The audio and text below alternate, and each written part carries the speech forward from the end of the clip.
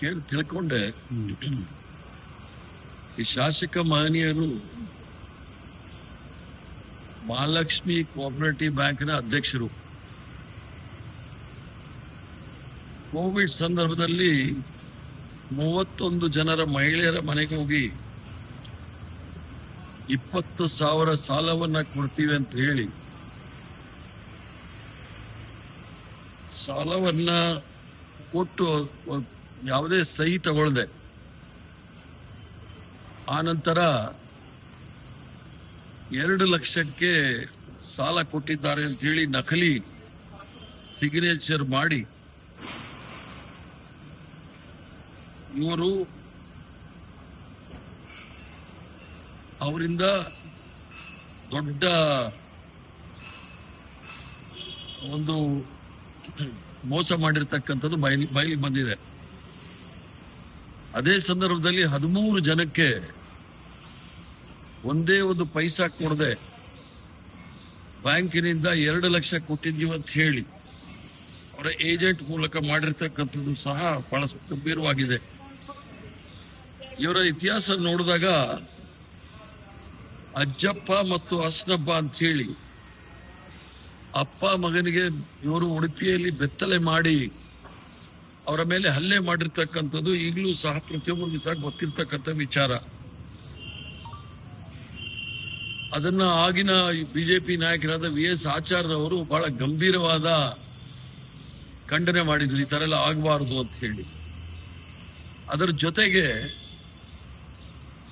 ಈ ಬ್ಯಾಂಕಿನ ಆಡಿಟ್ ಆದಾಗ 178 ಕೋಟಿ ರೂಪಾಯಿ ಅವ್ಯವಹಾರ ಆಗಿರೋದು ಬೆಳಕಿಗೆ ಬಂದಿದೆ. ಅದರ ಜೊತೆಗೆ ಈ ಸಾಲ ವಿತರಣೆ ಮಾಡೋ ಸಂದರ್ಭದಲ್ಲಿ ಅಲ್ಲಿ ಸುಬ್ಬಣ್ಣ ಅಂತ ಹೇಳಿ ಒಬ್ಬರು ದಲಿತರು ಅಲ್ಲಿ ಕೆಲಸ ಮಾಡ್ತಾ ಇದ್ದವರು ಆತ್ಮಹತ್ಯೆ ಮಾಡಿಕೊಂಡಿದ್ದಾರೆ ಅಂತ ಹೇಳಿದ್ರು. ಅದು ಆತ್ಮಹತ್ಯೆ ಅನ್ನೋದು ಬಹಳ ಸಂಶಯಾಸ್ಪದವಾದ ವಿಚಾರ. ಕೊಲೆ ಆಗಿದೆ ಅಂತ ಹೇಳಿ ಬಹಳಷ್ಟು ಜನಕ್ಕೆ ಸಂಶಯ ಇದೆ. ಈಗಾಗಲೇ ಮಹಾಲಕ್ಷ್ಮಿ ಬ್ಯಾಂಕಲ್ಲಿ ಆಗಿರ್ತಕ್ಕಂಥ ಅವ್ಯವಹಾರಗಳ ಬಗ್ಗೆ ಸಿದ್ದರಾಮಯ್ಯನವರ ಸರ್ಕಾರದವರು ತನಿಖೆ ಆಗಬೇಕು ಅಂತೇಳಿ ಈಗಾಗಲೇ ಆ ತನಿಖೆ ನಡೀತಾ ಇದೆ. ತನಿಖೆ ಬಹಳ ಚುರುಕಾಗಿ ನಡೀತಾ ಇಲ್ಲ, ಬಹಳ ನಿಧಾನವಾಗಿ ನಡೀತಾ ಇದೆ. ಅಲ್ಲಿ ಸ್ಥಳೀಯವಾಗಿರ್ತಕ್ಕಂಥ ಎಲ್ಲ ಠೇವಣಿದಾರರು ಆ ಮಹಾಲಕ್ಷ್ಮಿ ಬ್ಯಾಂಕ್ನ ಅಧ್ಯಕ್ಷರ ವಿರುದ್ಧ ಬಹಳ ಗಂಭೀರವಾದ ಆರೋಪವನ್ನು ಮಾಡಿದ್ದಾರೆ. ಆದ್ರೂ ಕೂಡ ಆ ಒಂದು ಆತ್ಮಹತ್ಯೆನ ಅದು ಕೊಲೆಯ ಅಂತ ಹೇಳಿ, ಯಾಕಂದ್ರೆ 128 ಕೋಟಿ ಆಗಿರ್ತಕ್ಕಂಥವ್ರು ಮಲ್ಪೆ ಬ್ರಾಂಚ್ ನಲ್ಲಿ ಇದ್ದಂತ ಆ ಕ್ಲರ್ಕ್ ಅವರ ಆತ್ಮಹತ್ಯೆನ ಕೊಲೆನ ಅಂತೇಳಿ ತನಿಖೆ ಆಗಬೇಕು ಅಂತೇಳಿ ನಾನು ಒತ್ತಾಯ ಮಾಡ್ತೀನಿ ಸರ್ಕಾರಕ್ಕೆ.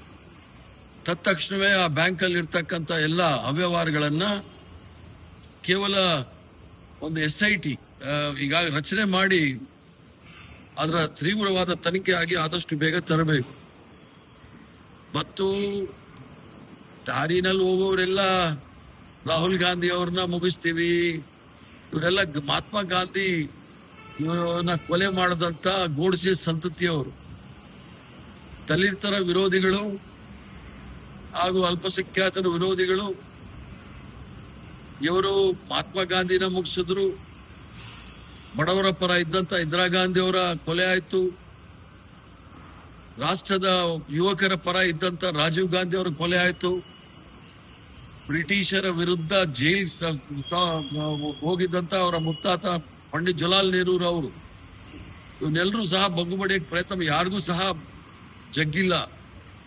ಇವರೆಲ್ಲ ಪೊಳ್ಳು ಬೆದರಿಕೆಗಳಿಗೆ ರಾಹುಲ್ ಗಾಂಧಿ ಅವರು ಬಗ್ಗವರಲ್ಲ. ಅವರ ಹೋರಾಟ ನಿರಂತರವಾಗಿರುತ್ತೆ. ಮತ್ತೆ ಬ್ಯಾಂಕಲ್ಲಿ 128 ಕೋಟಿ ಮೋಸ ಮಾಡಿದಾಗೆ ಬೇರೆ ಜನಗಳಿಗೂ ಮೋಸ ಮಾಡ್ಲಿಕ್ಕೆ ಆಗೋದಿಲ್ಲ ಅನ್ನೋದನ್ನ ಬಹಳ ಸ್ಪಷ್ಟವಾಗಿ ಹೇಳಲಿಕ್ಕೆ ಇಚ್ಛೆ ಬೀಳ್ತಾರೆ.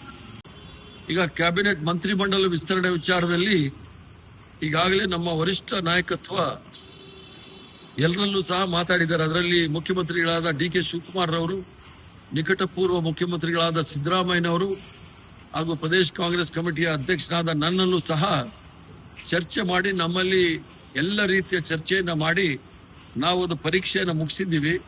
ಫಲಿತಾಂಶವನ್ನ ಕಾಯ್ತಾ ಇದ್ದೀವಿ ಅಷ್ಟೇ. ಫಲಿತಾಂಶ ಅದು ಆದಷ್ಟು ಬೇಗ ಪ್ರಕಟಣೆ ಆಗುತ್ತೆ ಅನ್ನೋದು ನನ್ನ ಭಾವನೆ.